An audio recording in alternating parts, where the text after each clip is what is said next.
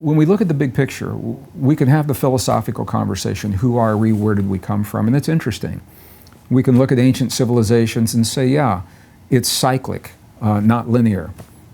Are we making the same mistakes of the past? But where the spiritual rubber meets the road of life, for me, is how do we apply these ideas to what's happening in the world? And for me, the bottom line, you can pass laws that make genocide illegal.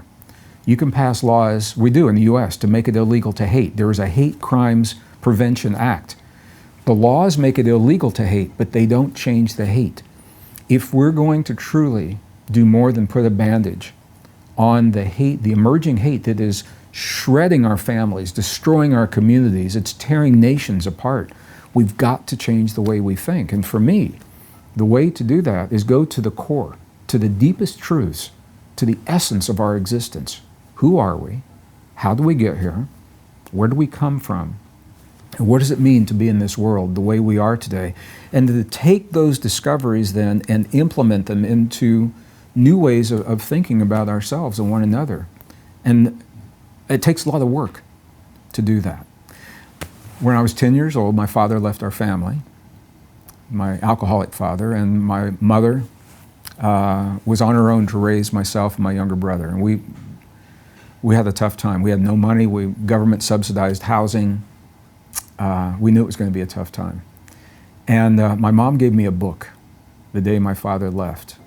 And she says, I think this may help you. And it was a book by a man named Khalil Gibran. It was called The Prophet. I don't know if you've ever read this book. He wrote a chapter on work.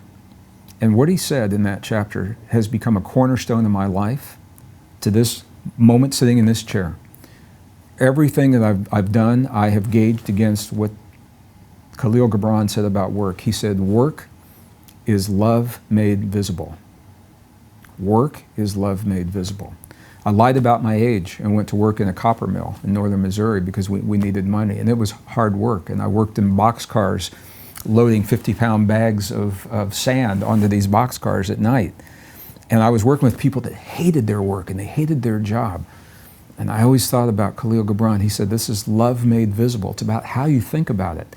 So loading the boxcars, I said, you know, if I do this right, I can get a good upper body workout and for 8 hours and get paid for it, my love made visible. And it's a whole different thing. What does that mean, work is love made visible? Well, that's what I'm saying. It takes work to change the way we think.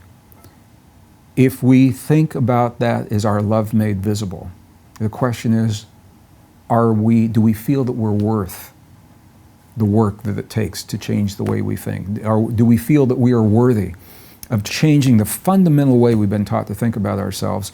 And for me, it's our love made visible. Do we love ourselves enough as individuals, as communities, as societies, as a nation, as a planet?